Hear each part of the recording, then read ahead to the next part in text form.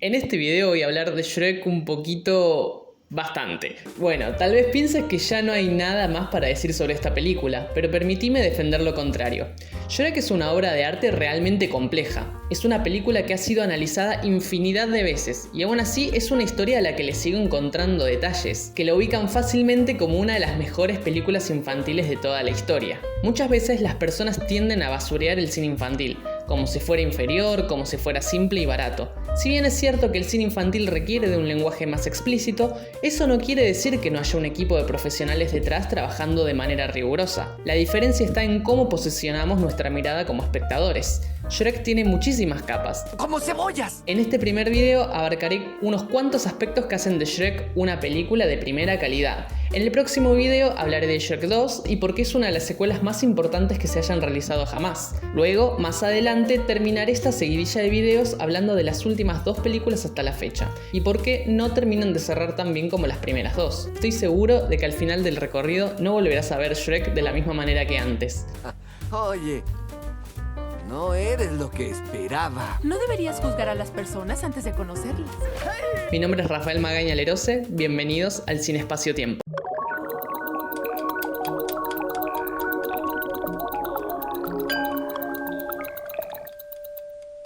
Shrek es una historia con formato clásico. Si no sabes de lo que estoy hablando, tranquilo que te voy a guiar durante todo el recorrido. Pero antes me gustaría detenerme en esta secuencia inicial. La película arranca con una especie de prólogo donde se nos cuenta la historia de una princesa encerrada en un castillo. Cuando la historia está llegando a su clímax romántico, aparece el verdadero protagonista, Shrek, interrumpiendo el relato y cambiando completamente el tono. Bien. Acá ya empezamos con una capacidad de síntesis increíble. Fíjate cómo en esta escena se establece absolutamente todo lo que va a ser la película. Ya de entrada tenemos un avance de cuál va a ser la misión principal del protagonista, es decir, rescatar a la princesa en la Torre del Dragón. Pero lo genial de esta secuencia inicial es que también se nos adelanta muchísima otra información. En primer lugar, se establecen los dos tonos que va a tener el relato, el romance y la comedia. El cuento está contado de manera muy fluida, casi que funciona sin el momento del chiste, porque la secuencia dramática de eventos y las ilustraciones son de por sí muy atractivas.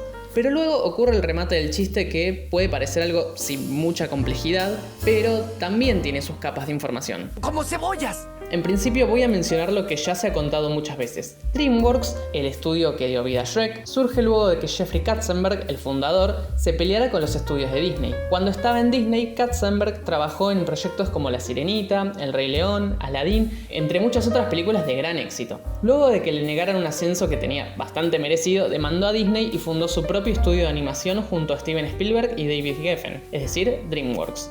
No voy a ahondar mucho en esa historia, pero lo importante es que a Katzenberg le quedó como un gran resentimiento hacia esa compañía que le había dedicado muchísimos años de su vida y no le agradeció lo suficiente. Así que plasmó todo ese odio en la secuencia inicial de Shrek. Como si estas cosas pasaran. Esto es pura mierda. Toda esta introducción es una parodia de los cuentos clásicos de Disney como La Bella Durmiente o La Cenicienta. El hecho de que Shrek use una página de cuento como papel de baño no solo es un guiño de Katzenberg a Disney. El cuento es un adelanto de la aventura de Shrek hacia el Castillo del Dragón. Es un adelanto del conflicto externo de la historia. Pero en Shrek hay otro conflicto, mucho más importante, que es el conflicto interno de Shrek. Y este conflicto es el aislamiento de nuestro protagonista. Shrek es visto como una criatura aterradora por toda la comunidad. Es víctima de los prejuicios, se siente despreciado por el mundo y asume que jamás será querido por nadie. Acepta la soledad y la falta de amor como su normalidad. Piensa que el amor solo está en los cuentos de hadas, hecho para cualquier otro excepto él. ¿En dónde escuché esa frase? Ah, sí. Este chiste es la negación que tiene Shrek hacia su propio conflicto interno, como veremos más adelante. La canción utilizada al final de la película termina de conectar todo el relato en un círculo perfecto. Por otro lado, esta pequeña porción de diálogo también nos adelanta la personalidad bromista y gruñona del protagonista. Aunque en todas las comedias existen chistes sueltos, muchos malos escritores tienden a descuidar la narrativa para sacar risas fáciles. ¿A qué me refiero con descuidar la narrativa? Me refiero a que cada elección de acciones y diálogos nos ayude a expandir el mundo ficticio donde transcurre la historia, sin perder la fluidez de la acción principal. Este es un problema que se ve en muchas películas recientes de Disney como Encanto o Ralph el Demoledor, pero en la saga de Shrek, incluso en las últimas películas, se mantiene dentro de todo bastante orgánico. Esto va a ser importante más adelante cuando analice el cast de personajes y todo su desarrollo. Volviendo a la secuencia inicial, recapitulemos. Tenemos dos tonos establecidos, un adelanto del conflicto externo, un adelanto del conflicto interno, una historia de hadas cautivadora, un gran remate para un chiste que además es un ataque directo a la compañía rival, y todo eso en tan solo los primeros minutos de película. Ya tenemos un arranque prometedor. Bien, ahora empecemos a ver la estructura de todo el relato. Primero se nos plantea una situación inicial que dura toda la secuencia de títulos hasta la escena donde Burro se encuentra con Shrek por primera vez. Aquí vemos que Shrek es un ogro solitario, que tiene una rutina establecida y que se divierte ahuyentando a los humanos que intentan deshacerse de él. Lo mismo sucede en el lado B de la historia. En este universo, los personajes de cuentos de hadas son perseguidos y encerrados como si fueran criminales, incluso ofrecen una recompensa por ellos. Este es el planteamiento, es decir, la realidad cotidiana de los personajes. Es una situación de equilibrio, ya sea positiva, negativa o neutral. Con equilibrio me refiero a que la vida cotidiana de los personajes no varía demasiado de lo que se nos muestra. Todo esto es más o menos estable, hasta que ocurre el detonante de la historia. El detonante es aquel suceso que va a desencadenar todos los sucesos del relato. Es el botón de puesta en marcha. Recordemos que más del 95% de las historias no son acontecimientos sueltos, sino que son una reacción de causa y efecto, causa y efecto, causa y efecto. El detonante de esta película es cuando Shrek salva a Burro de los soldados de Lord Farquaad. Fíjate cómo a partir de aquí la cotidianeidad del protagonista queda destrozada. Primero, Shrek ya no puede estar solo porque Burro no lo deja en paz. Burro lo considera un amigo desde el primer momento y no quiere separarse de él. Si Shrek hubiera aceptado a Burro como su amigo desde el principio del relato, el conflicto interno desaparecería por completo. Pero Shrek lo rechaza reiteradas veces hasta que por fin vuelve más o menos a un punto de equilibrio, que es cuando Shrek se encierra en su casa. La relación entre Shrek y Burro está construida con una elección muy sutil de acciones y de diálogos. Funciona porque Shrek quiere alejar a cualquiera que se le acerque, ya que siente que todo el mundo lo considera un monstruo, que todos tienen prejuicios hacia él. Por eso su primera reacción cuando Burro le habla es esta. ¿Estás hablando con... ¿Migo? Es una reacción de sorpresa y confusión. Shrek está acostumbrado a ser juzgado de antemano, y Burro lo acepta tal cual es. También entendamos lo siguiente. Shrek hace todo lo posible para alejar a Burro de una manera no violenta. Lo echa, lo cuestiona, se aleja de él y finalmente intenta asustarlo. Cuando todo eso falla, ahí se establece el verdadero primer diálogo, donde la confusión de Shrek no hace más que aumentar. De hecho, ahí se nos dice explícitamente que Burro no le molesta que Shrek sea un ogro. Observemos que en todo momento Shrek tiene la capacidad física de deshacerse de su acompañante, pero no lo hace. Es otra forma de describir a nuestro protagonista. Él podrá ser aterrador y malhumorado, pero al final del día no es una mala persona. Ya sé que no ser violento no es mérito de nada, pero bueno, convengamos que Burro es un pesado de mierda, así que, no sé, yo le hubiera pegado una patada, qué sé yo. Bueno, hay una leyenda circulando en internet que dice que Shrek inventó su nombre cuando Burro le pregunta por primera vez, ya que, al no hablar con nadie, no tenía motivos para tener un nombre. Bueno, no estoy seguro de que lo haya inventado, pero definitivamente hay un titubeo en ese diálogo. Un titubeo que demuestra que Shrek tuvo que pensarlo unos cuantos segundos antes de responder. En mi humilde opinión, Shrek sí tenía un nombre, pero hace mucho que nadie le preguntaba por él. De todas formas, estas son solo teorías, pero este tipo de sutilezas están presentes en toda la película, como para ser pura casualidad. Son elecciones deliberadas. ¿No me crees? Observemos la próxima escena. Burro insiste en pasar la noche con Shrek, así que este acepta, pero exige que se quede fuera de la casa. Aquí viene una escena pequeña, pero reveladora. Shrek prepara su cena y la observa durante unos momentos. Miremos qué hace. ¿Lo vieron?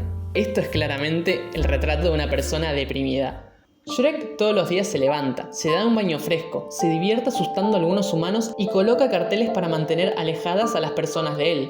Llega la noche y todo parece perfecto. La mesa está puesta y la cena es abundante. Saborea un cóctel casero y da un vistazo a su comida. Pero incluso en un día perfecto, sigue sin ser feliz. Algo le falta. Echa una rápida mirada hacia la puerta. Piensa en invitarlo a Burro a cenar con él. ¿Era eso lo que necesitaba? ¿Compañía? No, es absurdo. Las cosas están bien tal como están. Piensa un segundo y decide que lo que le faltaba era un toque romántico, así que enciende una vela y comienza a degustar su banquete con una sonrisa, en completo silencio. La escena dura apenas 1 minuto y en este minúsculo instante de duda vemos la pena de toda una vida. Shrek es atormentado por la soledad, pero se niega a aceptarlo. Ya conocen la famosa frase, el primer paso para solucionar un problema es admitirlo, ¿no? Bueno, nuestro protagonista claramente no lo admite. Tiene la oportunidad de vincularse con otro, en este caso con Burro. Pero para Shrek la falta de satisfacción viene de otro lado, así que lo niega y evita dar el primer paso en el nuevo mundo de la vida social. Esto es lo que en estructura clásica se le conoce como rechazo del llamado. Es una oportunidad para que el protagonista tome iniciativa para hacerle frente a un conflicto, pero como indica el nombre, el protagonista rechaza. Este momento es muy importante porque quiere decir que incluso teniendo buenos motivos y una buena oportunidad, el protagonista se niega a tomar acción. Es decir, el protagonista todavía tiene la capacidad de decidir qué hacer con su vida y elige mantener el equilibrio. Aquí la historia tiene que encontrar la forma de que el personaje principal se quede sin opciones y vemos que eso no tardará demasiado. En este caso, Lord Farquaad, que no puede capturar a Shrek mediante sus tropas, decide colmar su pantano de criaturas mágicas. Ahora Shrek ya no puede volver a la soledad de su pantano, no puede retornar a su punto de equilibrio. Es entonces cuando toma la decisión de recuperar sus tierras y liberar a las criaturas de los cuentos. Esta decisión se la conoce como primer punto de giro, porque es la primera acción que el protagonista toma para poder servir el verdadero plato fuerte de la historia, y da comienzo a lo que es el segundo acto. El segundo acto, es decir, el desarrollo de la historia, es el más largo. Acá lo importante es saber que el objetivo principal de Shrek es recuperar sus tierras y que, de a poco, la historia va a ir desviando ese objetivo principal hacia otro, que es el de estar con su verdadero amor. Verás, aquí tenemos lo que se conoce como la mentira del héroe. Shrek piensa que para ser feliz necesita recuperar su pantano para volver a recluirse en su soledad, pero lo que en realidad necesita es aprender a convivir con otras personas. Él vive tranquilo, sin problemas, pero esa tranquilidad viene acompañada de un dolor interno, que lleva negando toda su vida. Es algo roto dentro suyo y cree que puede vivir bien sin repararlo. Por eso es tan importante la aparición de Burro y de Fiona. Shrek es la historia de una persona que nunca tuvo amigos ni familia, de cómo este ser solitario, que quiere vivir solo, conoce a su mejor amigo y el amor de su vida. Por eso ocurre esta desviación de objetivo, sin que nos demos cuenta. La mentira es lo que el protagonista se dice para retornar a su cotidianeidad, a su equilibrio, pero lo que en realidad necesita es transformar esa vida cotidiana, necesita transformar su realidad. El segundo acto empieza, como dijimos, con el primer punto de giro, pero inmediatamente después pasamos a otra cosa. Se nos presenta el antagonista de la historia, Lord Farquaad.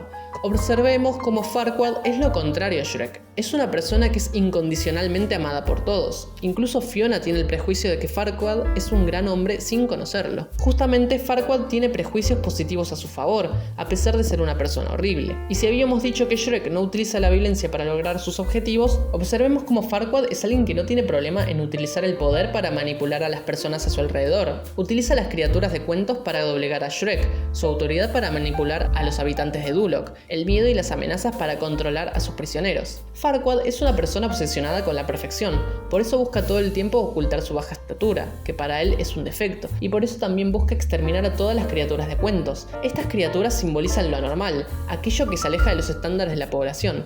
No son seres humanos, sino una clase inferior. Por otro lado, Farquaad también es narcisista hasta por los codos. Esto no solo se demuestra en su actitud, sino en los decorados que se van viendo a lo largo de toda la película, en la tienda de recuerdos de Duloc, en los vitrales de la iglesia, en el cuadro que cuelga sobre su cama, que es una parodia del nacimiento de Venus. Por si fuera poco, el objeto que más va a estar al lado de Farquaad durante sus escenas es el espejo mágico del cuento de Blancanieves. Si bien puede ser una casualidad, es una bastante fuerte. En Blancanieves, el espejo de la reina malvada también es un símbolo de su narcisismo. En el cuento, la reina malvada le pregunta al espejo quién es la más bella del reino todas las mañanas, y se regodea de placer al escuchar siempre su nombre. Por eso estalla de rabia cuando el espejo le dice que la más bella no es la reina, sino Blancanieves. Como detalle adicional, fijémonos en la diferencia de estructura entre los distintos escenarios. Duloc es un lugar anguloso, lleno de líneas rectas y figuras geométricas. Esto intenta ilustrar el intenso perfeccionismo de Farquaad, que, si nos fijamos, también su fisonomía responde a esta regla. Por fuera de este reino, todo tiene una estructura más orgánica, con formas irregulares. También, y esto puede que sea otro guiño de Katzenberg, el color de los héroes protagonistas en esta película es el verde, que es un color que Disney suele reservar para sus villanos. Por el contrario, el rojo, que Disney suele utilizar para sus personajes nobles, es el color de Farquaad.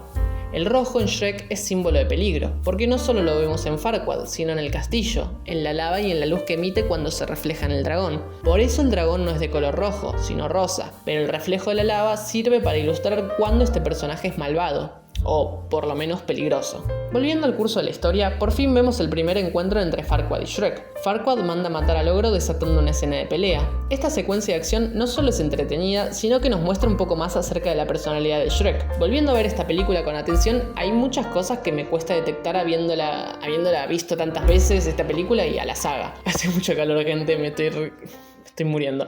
Por ejemplo, esta es la primera escena donde Shrek se muestra ante una gran multitud, y se nota que realmente disfruta de su aprobación. Por más pequeño que sea este detalle, también forma parte del conflicto interno de Shrek. Otra cosa que no mencioné antes es algo que escuché decir en otro análisis, me parece que en el de Renegando con Flor, pero no estoy seguro. Cualquier cosa de este canal lo recomiendo muchísimo. Y es que Shrek suele hacer bromas de las que se ríe él mismo. Este pequeño detalle es muy propio de la gente solitaria y desaparece luego de la mitad de la película. Bien, luego de la pelea, Farquaad propone a Shrek devolverle su pantano a cambio de que sea él quien rescate a la princesa Fiona. Shrek acepta y emprende el camino hacia el castillo con Burro. Inmediatamente sigue la escena de las capas de cebolla. Voy a aprovechar este momento para que observemos la cantidad de diálogos que ocurren a solas entre estos dos personajes. Un total de 4 escenas. Por ahí al principio te parece poco, pero pensemos después que es más o menos la misma cantidad de escenas con Fiona, aunque estas son más cortas y no siempre están 100% solos. La mejor manera de establecer una relación entre personajes es que se mantengan mucho tiempo juntos en pantalla y compartan momentos. Lo podemos ver en otras películas como Good Will Hunting o Before Sunrise. Estos son ejemplos paradigmáticos, pero las reglas son más o menos las mismas para todas las películas. La relación entre Shrek y Burro está muy bien desarrollada, porque observemos cómo ocurre un pequeño aumento de tensión en cada una. En el primer diálogo, Shrek no quiere saber nada con Burro. En el segundo, se abre un poco, pero sobre temas superficiales. En el tercero, Shrek logra abrirse por completo y termina revelando cuál es su dolor más profundo. En el último diálogo, Shrek ya no tiene tanto para decir, pero sí tiene mucho para escuchar. Al principio, este diálogo es el que menos me convencía, pero finalmente me di cuenta que es acá donde Shrek comienza a dejar de pensar en sus propios asuntos y logra por fin empatizar con alguien más. Es decir, comienza a tratar a Burro no como su compañero, sino como un amigo. Por eso es tan significativo que le pida perdón. Aunque, bueno, Shrek se lo pide muy a su manera. Pero bueno, son detalles. Volviendo a la secuencia principal, Shrek y Burro encuentran el castillo, luchan contra el dragón y rescatan a la princesa. Aquí no tengo mucho para agregar hasta que salen del castillo. El diálogo entre Shrek y Fiona demuestra cómo ella vive su vida a través de un papel. Ella espera que todo funcione a través del guión de un cuento de hadas, y por eso se decepciona cuando Shrek le revela que es un ogro. Este punto de vista no solo está en sus expectativas, sino en su tono de voz. Cuando se nos presenta a la princesa, su modo de hablar es muy anticuado y poco natural. ¡Lo lograsteis! ¡Me habéis rescatado! ¡Sois increíbles! ¡Sois maravillosos! Vuestra hazaña fue grandiosa. Vuestro corazón muy noble. Progresivamente irá perdiendo esta forma de hablar hasta tener un acento mucho más relajado. ¿Qué estás hablando? Estoy bien. Es lo que siempre dicen y luego sin más ni más hay que cargarlos. Fiona discute con Shrek y Burro, pero luego de acampar durante la noche, ella escucha el diálogo privado entre ellos y aprende que los prejuicios son malos. Así que la mañana siguiente Fiona se levanta y le pide disculpas a sus dos salvadores. En las próximas escenas no importan tanto los sucesos, sino lo que desarrollan Shrek y Fiona. Ambos comienzan a verse el uno al otro en contra de sus prejuicios. Shrek sorprende a Fiona y ella lo sorprende a él. Ambos comienzan a mostrar cariño el uno al otro con acciones sutiles, hasta finalmente enamorarse. Pero Shrek todavía quiere recuperar su pantano, y Fiona deshacerse de su maldición, por lo que ambos todavía tienen motivos para no confesarse. Durante la noche, Burro descubre el secreto de Fiona, pero Shrek escucha parcialmente el diálogo entre ellos, llevando a un malentendido. Con los sentimientos heridos, Shrek va directo a buscar a Farquaad y le entrega a la princesa la mañana siguiente. Los tres personajes principales discuten entre ellos y quedan devastados. De todas maneras, Shrek logra conseguir su pantano, así que decide volver a recluirse en la soledad. Ay Dios, cómo me está pesando García Márquez en este momento. Aquí llegamos a la falsa resolución, también conocida como resolución aparente. Aquí es donde se vuelve más evidente que Shrek no era feliz antes ni lo será ahora. Necesita la amistad de su amigo y confesar sus sentimientos hacia Fiona, pero ahora su situación es mucho más crítica, porque Shrek ahora sí tiene personas que le importan y su soledad es mucho más trágica. Pero Burro, que no es ningún salame, llega al pantano y se le para de manos a Shrek en el cuarto diálogo, ese que ya les mencioné antes. Reconociendo que se equivocó al no escuchar a su amigo, Shrek se da cuenta que todavía quiere recuperar a Fiona, y entonces toma la segunda decisión más importante de la historia, es decir, el segundo punto de giro. El primer punto de giro pone en marcha la historia en pos del falso objetivo, o sea, recuperar el pantano. El segundo punto de giro pone en marcha el final de la historia en pos del objetivo verdadero, es decir, abandonar la vida solitaria. Ahora el final ya comienza a verse venir. El tercer acto es el más corto en cualquier historia. Shrek irrumpe en la boda y confiesa su amor en una de las escenas más devastadoras de la animación. El ogro se ha enamorado de la princesa. ¡Un ogro y una princesa! Shrek, ¿eso es cierto? En medio de la boda, Fiona se transforma revelando su secreto a todos, y Lord Farquaad, furioso, amenaza con matar a Shrek y encerrar a Fiona luego de casarse con ellas para igual convertirse en rey de Duloc. El clímax es el punto de mayor tensión en el relato, y es el momento donde el protagonista triunfa, fracasa o abandona su objetivo. El clímax llega cuando Farquaad es asesinado, y Shrek y Fiona revelan su amor mutuo. Finalmente se casan y luego viene el desenlace, que nos muestra un poco de lo que será el nuevo equilibrio de los protagonistas luego de todo lo que sucedió en el relato. Como vemos, todos los elementos de la estructura clásica están presentes en Shrek y están correctamente vinculados con el amor y la amistad. ¿Es importante que una historia siga correctamente todos los pasos de la estructura clásica? No, en absoluto. Las estructuras no tienen por qué seguirse al pie de la letra, pero acá confirmamos que la originalidad no viene de la estructura, sino de todas las demás capas que lleva encima. La estructura clásica es usada en Shrek, El Padrino, La Sustancia, todas películas de épocas y géneros distintos.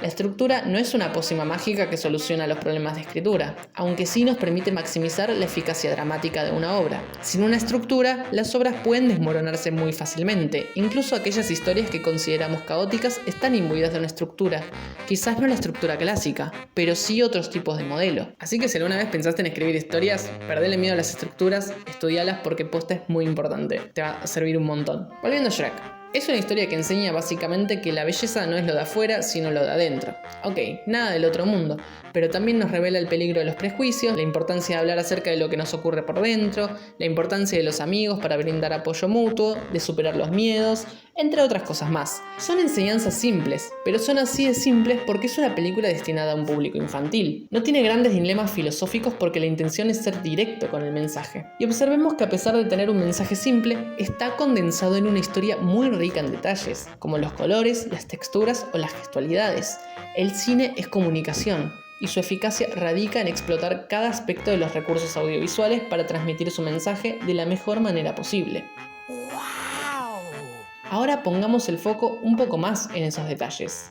Ya se habló muchísimo de la música de Shrek en otros análisis, pero creo que todavía quedan cosas para decir. Sabemos que la intención de esta película es llevarle la contra al estilo musical de Disney, por eso se incluyen canciones de música popular.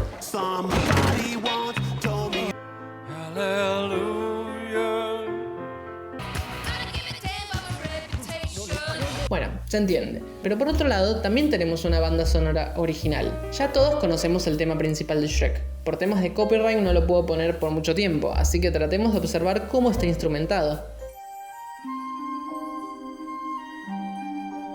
Al principio de la película suena primero la melodía principal tocada por una flauta. Entendamos lo siguiente, en música existen instrumentos armónicos e instrumentos melódicos. Los instrumentos melódicos son aquellos que pueden tocar solamente una nota al mismo tiempo, y esto es más o menos común en todos los instrumentos de viento, por ejemplo, la flauta, la trompeta, el trombón, todo lo que sea instrumento de viento generalmente es un instrumento melódico. Por otro lado tenemos los instrumentos armónicos, que son los que pueden tocar varias notas al mismo tiempo, como pueden ser la guitarra o el piano. Por eso son instrumentos muy comunes, porque son muy completos, te permiten tocar varias notas y por eso puedes generar armonías y por eso suenan, por eso tienen una sonoridad como muy completa. Perdón, grabé muchísimas veces esta parte, no sé por qué me costó un montón decirla, o sea, me confundí yo solo, entonces por eso estoy como medio, quiero terminar de hacer esta explicación y me da bronca. Un instrumento melódico en modo solista denota soledad. flauta, tal como pasa con los personajes principales de Shrek.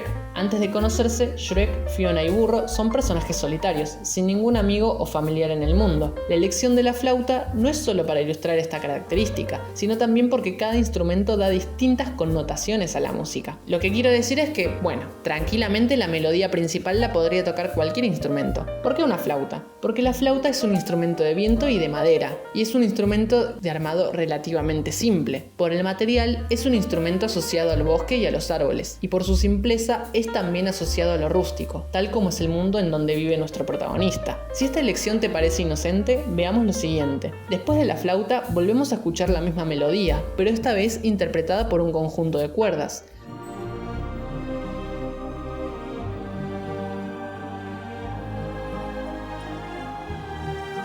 Ahora la armonía es mucho más rica y densa, porque las cuerdas son utilizadas generalmente para denotar acontecimientos extraordinarios. Esto es una regla más que nada psicológica, porque hay películas donde no necesariamente se cumple, pero un conjunto más grande de músicos suele implicar una historia más épica.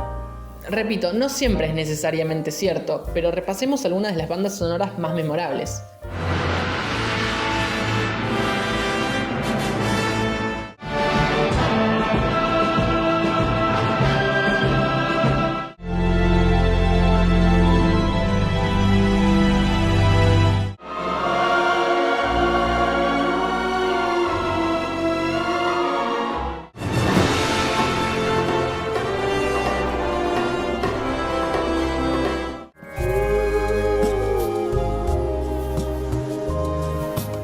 No sé si encuentro una palabra para encasillar a todas estas películas en una misma categoría, pero definitivamente tienen algo en común, y es que ninguna está contada en clave realista. Son historias más bien extraordinarias, más bien grandes, grandilocuentes. Cuanto más grande es el set de instrumentos, más épica o mágica tiende a ser una historia. O mejor dicho, al revés, cuanto más épica y extraordinaria es una historia, más importante tiene que ser el conjunto de instrumentos que la acompañan. Por eso en Shrek tenemos tanto la flauta como el set de cuerdas haciendo la misma melodía, porque sirve para ilustrar estas dos características, la soledad y la epicidad. Si querés que algún día hable más sobre música en películas o bandas sonoras, hacémelo saber en los comentarios. Y ya que estás ahí abajo, aprovecha para darle like al video, para suscribirte si no estás suscripto, para activar la campanita si no está activada, para seguirme en Instagram si todavía no me seguís, y todas esas boludeces que piden los canales para que sigan creciendo. Posta, este video me costó muchísimo, así que agradecería un montón que hagas cualquiera de estas cosas. Posta, no cuesta nada y a mí me suma mucho, mucho, mucho, mucho. Así que, por favor,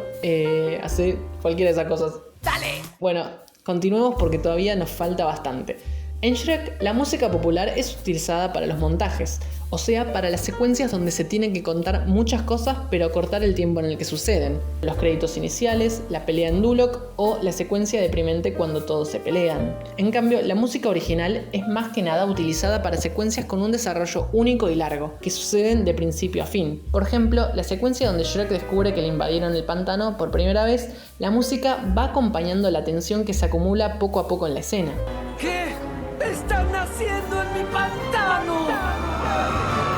Ocurre otro detalle muy interesante en la secuencia del dragón. Acá la música es banda sonora original y está interpretado por una orquesta, pero escuchemos un segundo el tema. ¿Escuchan la base? Es una base de batería eléctrica, algo que no se suele utilizar para nada en música clásica. Es curioso porque esta canción está justo en la mitad de la película, y es la única donde se fusionan los elementos populares con la banda sonora de orquesta. No sabría decir la razón de esta decisión, a veces es simplemente cuestión de gustos, o sea, cuestión de estética, porque la batería le agrega mucho dinamismo a la escena, y la orquesta le agrega epicidad. Desconozco, la verdad, si hay otros motivos por detrás de esta elección. Aprovecho todo esto para decir que yo no suelo ver material extra para analizar una película. Hay algunos que recurren a los making of o a las entrevistas para informarse sobre una película, pero acá yo defiendo mucho la postura de David Lynch. As soon as you finish a film, people want you to talk about it, and it's the film is the talking. Por supuesto que cada obra aparece en un contexto determinado y que no podemos aislarla por completo, pero no me vengan a agregar información después. Si no está en la película, si no se nota en tus escenas, para mí queda fuera del análisis. Corta. Si necesitabas decir algo y no lo dijiste en su momento o no quedó claro o se malinterpretó, bueno, Son los gafes del oficio. Las obras no pueden ser perfectas. ¿Por qué estoy haciendo una aclaración tan larga? No sé, pero aprovechemos para pasar a otro tema. Las historias fantásticas existen desde antes de la aparición de la escritura. Todas las culturas tienen su mito sobre la creación del mundo, sus héroes de leyenda y sus monstruos de la noche. En la historia europea ocurre un quiebre en la literatura fantástica a lo largo de la Edad Media, que, para no hacerlo tan largo, va a generar un conjunto de criaturas que luego serán retomados en siglos posteriores en lo que es la literatura gótica. Este no es un análisis de literatura, así que no voy a ahondar demasiado, tranquilos. Lo que sí es importante saber es qué simbolizaban estas criaturas. Lo fantástico en este tipo de historias estaba vinculado con un término un poco complicado, que es la otredad. Los escritores utilizaban a las criaturas fantásticas como metáforas de todo aquello que atentaba contra el orden que estaba establecido en la sociedad. Es decir, creaban un imaginario social que legitimaba su dispositivo de poder. Recordemos que casi siempre partimos desde un punto de vista masculino. Por eso las brujas eran metáfora de las mujeres desviadas, viejas, solteras, locas y feas. Algunos dragones representaban gobernadores tiranos. Otras criaturas, como los vampiros, representaban a los homosexuales o a los extranjeros, como en el cuento Carmilla de Sheridan Le Fanu o Drácula de Bram Stoker. Ese miedo y repulsión a lo ajeno, hacia lo extraño, comienza lentamente a desdibujarse en tiempos más recientes de la posmodernidad. Ya sé que estoy utilizando un montón de palabras difíciles, así que en serio no tengas miedo en preguntar cualquier cosa en los comentarios, voy a estar encantado de responderte. El arte posmoderno tiene muchas características. Hoy vamos a ver dos de ellas que se vinculan con Shrek. En primer lugar, si Disney legitimaba el discurso en contra de la otredad con sus historias tradicionales, Shrek viene a darle voz y poder a todas las criaturas relegadas del punto de vista masculino. Shrek no es el príncipe, es el pobre, el marginado, el incorrecto.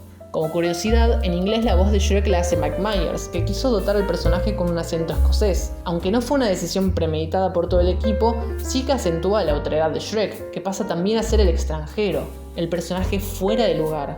Fiona tampoco es la princesa de los cuentos tradicionales, y no solo por su maldición. En los cuentos de hadas, las princesas son el personaje pasivo, que espera la acción del hombre, son objetos esperando ser manipulados. Resuena mucho el famoso libro de John Berger, Modos de ver. Los hombres examinan a las mujeres antes de tratarlas. En consecuencia, el aspecto o apariencia que tenga una mujer para un hombre puede determinar el modo en que la trate. Los hombres actúan y las mujeres aparecen. Los hombres miran a las mujeres se contemplan a sí mismas mientras son miradas. Esto determina no solo la mayoría de las relaciones entre hombre y mujer, sino también la relación de las mujeres consigo mismas.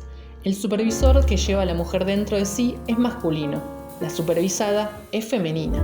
De este modo se convierte a sí misma en un objeto, y particularmente en un objeto visual, en una visión. En la mayor parte de las obras de arte previas al siglo XX, esta forma de retratar a las mujeres se cumple. Fiona al principio también cumple ese rol, pero a lo largo de su desarrollo va teniendo mucha más participación e iniciativa. Es valiente, curiosa y fuerte. Obvio que no la podemos ver en todo su esplendor porque no es la protagonista, pero pensemos que estas son algunas virtudes que en otros cuentos se les suele castigar a las mujeres. Por ejemplo, en el cuento de Barba Azul, la curiosidad de las mujeres es castigada. O sea, la mujer espía el cuarto secreto de Barba Azul y como consecuencia el marido termina asesinándola. Es un cuento horrible y es un cuento que ya no se cuenta más, pero bueno, durante muchos años se contaba a los niños, así que está bueno saberlo. Está bueno saber también qué cuentos se contaban antes. Ahora pasemos al personaje de Burro. Burro es torpe, cobarde y sensible. Es la antítesis del modelo hegemónico masculino. Burro es el afeminado, aquel hombre que no expresa su masculinidad según el arquetipo de varón. Aunque sea una película para chicos, sigue apareciendo esa manifestación de las disidencias sexuales. En principio, por las dos parejas que se forman en la película. Ogro y princesa, dragón y burro. Otro personaje que también es una representación de las divergencias sexuales es el lobo de Caperucita Roja. Aunque acá es un personaje muy menor, observemos que es un guiño a la comunidad LGBT en los pocos detalles que lo construyen. Para rematar, al final de la película aparece abrazado a un caballero de Farquaad, implicando que es un personaje abiertamente homosexual. En la secuela encontraremos algo parecido con el personaje de Doris, la hermanastra de Cenicienta. Por último, hablemos de Farquaad. Shrek se odia a sí mismo por ser un ogro y no encajar en la sociedad. Por eso se aísla. En cambio, Farquaad se odia a sí mismo por ser enano y trata de hacer lo posible por negar su propia naturaleza. Shrek se odia, pero se acepta. Farquaad niega lo que para él son defectos. Son defectos porque se escapan de su hegemonía.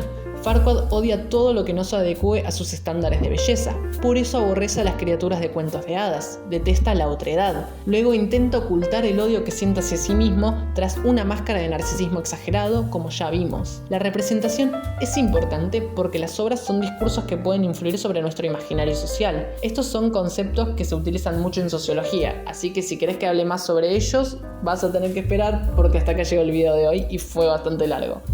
Bien, fue un repaso bastante exhaustivo, pero vimos un montón de cosas sobre la primera película de Shrek.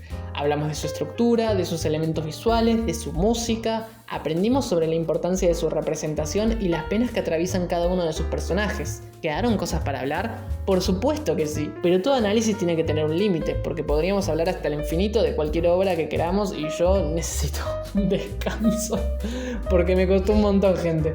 Así que si llegaste hasta acá, por favor dale like, suscríbete a mi canal, compartí el video con tus amigos, dale click a la campanita. Posta, cualquiera de estas cosas me ayuda muchísimo y estoy con unas ganas tremendas de que la comunidad crezca ya.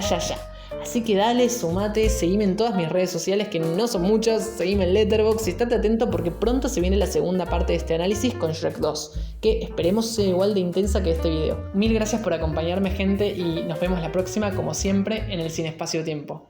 Chao.